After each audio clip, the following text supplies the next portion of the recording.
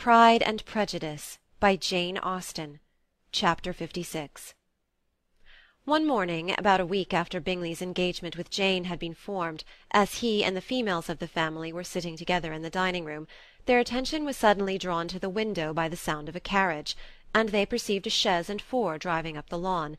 It was too early in the morning for visitors, and besides, the equipage did not answer to that of any of their neighbours. The horses were post, and neither the carriage nor the livery of the servant who preceded it were familiar to them.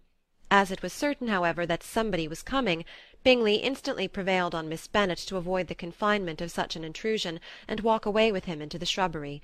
They both set off, and the conjectures of the remaining three continued, though with little satisfaction, till the door was thrown open and their visitor entered. It was Lady Catherine de Bourgh. They were, of course, all intending to be surprised, but their astonishment was beyond their expectation, and on the part of Mrs. Bennet and Kitty, though she was perfectly unknown to them, even inferior to what Elizabeth felt. She entered the room with an air more than usually ungracious, made no other reply to Elizabeth's salutation than a slight inclination of the head, and sat down without saying a word. Elizabeth had mentioned her name to her mother on her ladyship's entrance, though no request of introduction had been made. Mrs. Bennet, all amazement, though flattered by having a guest of such high importance, received her with the utmost politeness. After sitting for a moment in silence, she said very stiffly to Elizabeth, "I hope you are well, Miss Bennet. That lady, I suppose, is your mother?" Elizabeth replied very concisely that she was. "And that, I suppose, is one of your sisters?" "Yes, madam," said Mrs. Bennet, delighted to speak to Lady Catherine. "She is my youngest girl but one. My youngest of all is lately married, and my eldest is somewhere about the grounds, walking with a young man who, I believe, will soon become a part of the family." "You have a very small park here," returned Lady Catherine after a short silence. "It is nothing in comparison of Rosings, my lady, I dare say, but I assure you it is much larger than Sir William Lucas's." "This must be a most inconvenient sitting-room for the evening in summer. The windows are full west." Mrs. Bennet assured her that they never sat there after dinner, and then added, "May I take the liberty of asking your ladyship whether you left Mr. and Mrs. Collins well?" "Yes, very well. I saw them the night before last." Elizabeth now expected that she would produce a letter for her from Charlotte, as it seemed the only probable motive for her calling. But no letter appeared, and she was completely puzzled. Mrs. Bennet with great civility begged her ladyship to take some refreshment, but Lady Catherine very resolutely, and not very politely, declined eating anything, and then rising up said to Elizabeth, "Miss Bennet, there seemed to be a prettyish kind of a little wilderness on one side of your lawn. I should be glad to take a turn in it, if you will favour me with your company." "Go, my dear," cried her mother, "and show her ladyship about the various walks. I think she will be pleased with the Hermitage." Elizabeth obeyed, and running into her own room for her parasol, attended her noble guest downstairs. As they passed through the hall, Lady Catherine opened the doors into the dining-parlour and drawing-room, and pronouncing them after a short survey to be decent-looking rooms, walked on. Her carriage remained at the door, and Elizabeth saw that her waiting-woman was in it. They proceeded in silence along the gravel walk that led to the copse. Elizabeth was determined to make no effort for conversation with a woman who was now more than usually insolent and disagreeable. "How could I ever think her like her nephew?" said she, as she looked in her face. As soon as they entered the copse, Lady Catherine began in the following manner. "You can be at no loss, Miss Bennet, to understand the reason of my journey hither. Your own heart, your own conscience must tell you why I come." Elizabeth looked with unaffected astonishment. "Indeed, you are mistaken, madam. I have not been at all able to account for the honour of seeing you here." "Miss Bennet," replied her ladyship in an angry tone, "you ought to know that I am not to be trifled with. But however insincere you may choose to be, you shall not find me so. My character has ever been celebrated for its sincerity and frankness, and in a cause of such moment as this I shall certainly not depart from it. A report of a most alarming nature reached me 2 days ago.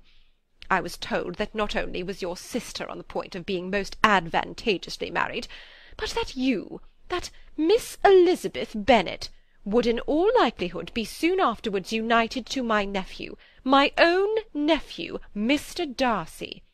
Though I know it must be a scandalous falsehood, though I would not injure him so much as to suppose the truth of it possible, I instantly resolved on setting off for this place, that I might make my sentiments known to you. If you believed it impossible to be true, said Elizabeth, colouring with astonishment and disdain, I wonder you took the trouble of coming so far. What could your ladyship propose by it? At once to insist upon having such a report universally contradicted. Your coming to Longbourn to see me and my family, said Elizabeth coolly, will be rather a confirmation of it, if indeed such a report is in existence. If! Do you then pretend to be ignorant of it? Has it not been industriously circulated by yourselves? Do you not know that such a report is spread about? I never heard that it was. And can you likewise declare that there is no foundation for it? I do not pretend to possess equal frankness with your ladyship. You may ask questions which I shall not choose to answer. This is not to be borne. Miss Bennet, I insist on being satisfied. Has my nephew made you an offer of marriage? Your ladyship has declared it to be impossible. It ought to be so. It must be so while he retains the use of his reason. But your arts and allurements may, in a moment of infatuation, have made him forget what he owes to himself and to all his family. You may have drawn him in. If I have, I shall be the last person to confess it. Miss Bennet, do you know who I am? I have not been accustomed to language such as this.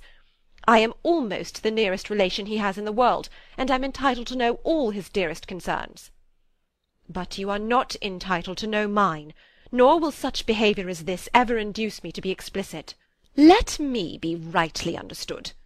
This match, to which you have the presumption to aspire, can never take place. No, never. Mr. Darcy is engaged to my daughter. Now what have you to say? Only this, that if he is so, you can have no reason to suppose he'll make an offer to me.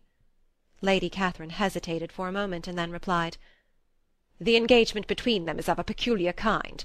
From their infancy they have been intended for each other. It was the favourite wish of his mother as well as of hers. While in their cradles we planned the union. And now, at the moment when the wishes of both sisters would be accomplished in their marriage, to be prevented by a young woman of inferior birth, of no importance in the world, and wholly unallied to the family. Do you pay no regard to the wishes of his friends? To his tacit engagement with Mr. Berg? Are you lost to every feeling of propriety and delicacy? Have you not heard me say that from his earliest hours he was destined for his cousin? Yes, and I had heard it before. But what is that to me? If there is no other objection to my marrying your nephew, I shall certainly not be kept from it by knowing that his mother and aunt wished him to marry Mr. Berg. You both did as much as you could in planning the marriage. Its completion depended on others. If Mr. Darcy is neither by honour nor inclination confined to his cousin, why is he not to make another choice? And if I am that choice, why may I not accept him? Because honour, decorum, prudence, nay, interest forbid it. Yes, Miss Bennet, interest. For do not expect to be noticed by his family or friends, if you wilfully act against the inclinations of all.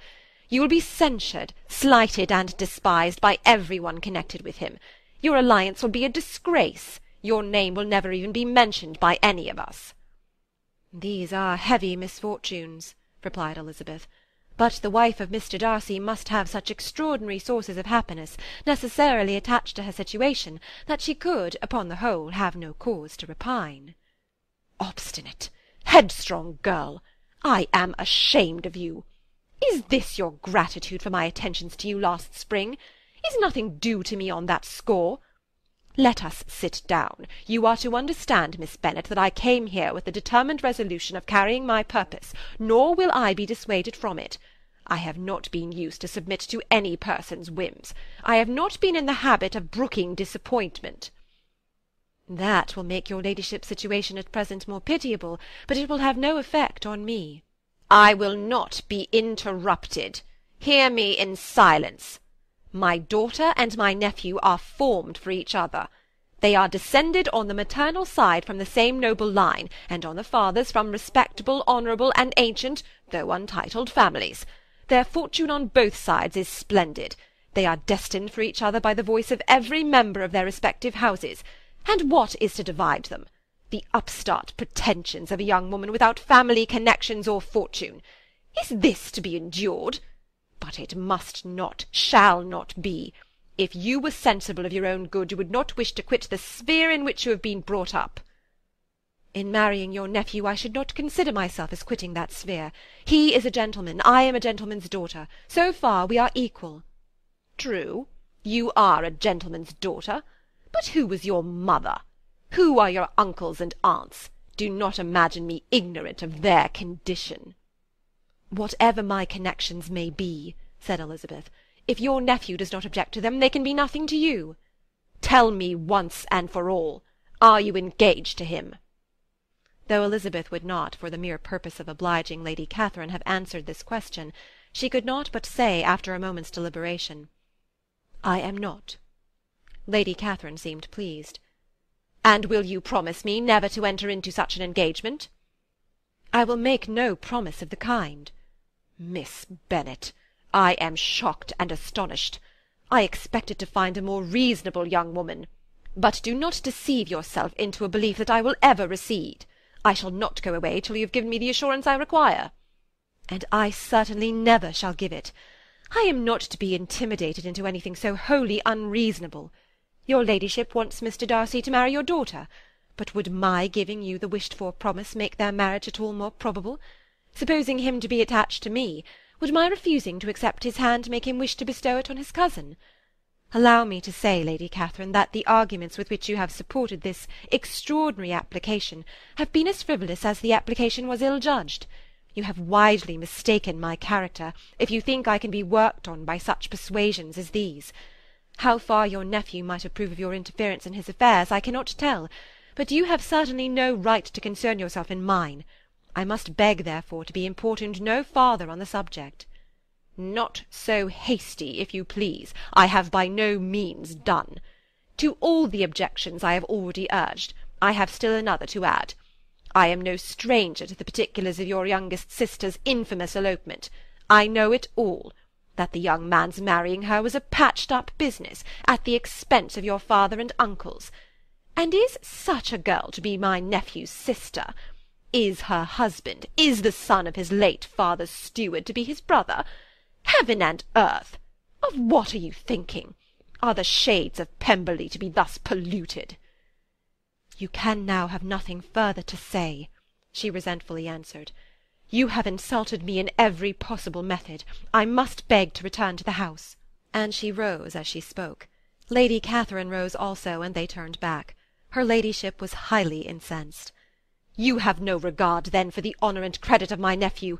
Unfeeling, selfish girl! Do you not consider that a connection with you must disgrace him in the eyes of everybody? Lady Catherine, I have nothing further to say. You know my sentiments. You are then resolved to have him? I have said no such thing. I am only resolved to act in that manner which will in my own opinion constitute my happiness, without reference to you, or to any person so wholly unconnected with me. It is well. You refuse, then, to oblige me. You refuse to obey the claims of duty, honour, and gratitude. You are determined to ruin him in the opinion of all his friends, and make him the contempt of the world. Neither duty, nor honour, nor gratitude, replied Elizabeth, have any possible claim on me in the present instance.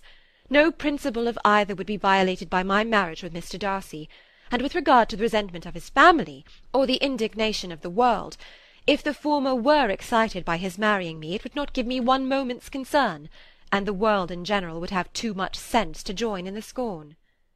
And this is your real opinion? This is your final resolve? Very well. I shall now know how to act. Do not imagine, Miss Bennet, that your ambition will ever be gratified. I came to try you.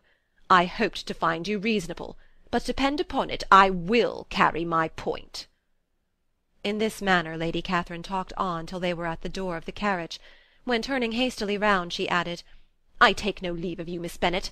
I send no compliments to your mother. You deserve no such attention. I am most seriously displeased." Elizabeth made no answer, and without attempting to persuade her ladyship to return into the house, walked quietly into it herself. She heard the carriage drive away as she proceeded upstairs. Her mother impatiently met her at the door of the dressing-room, to ask why Lady Catherine would not come in again and rest herself. "She did not choose it," said her daughter. "She would go." "She is a very fine-looking woman, and her calling here was prodigiously civil, for she only came, I suppose, to tell us the Collinses were well. She is on her road somewhere, I dare say, and so, passing through Meryton, thought she might as well call on you. I suppose she had nothing particular to say to you, Lizzie?" Elizabeth was forced to give in to a little falsehood here, for to acknowledge the substance of their conversation was impossible. Chapter 56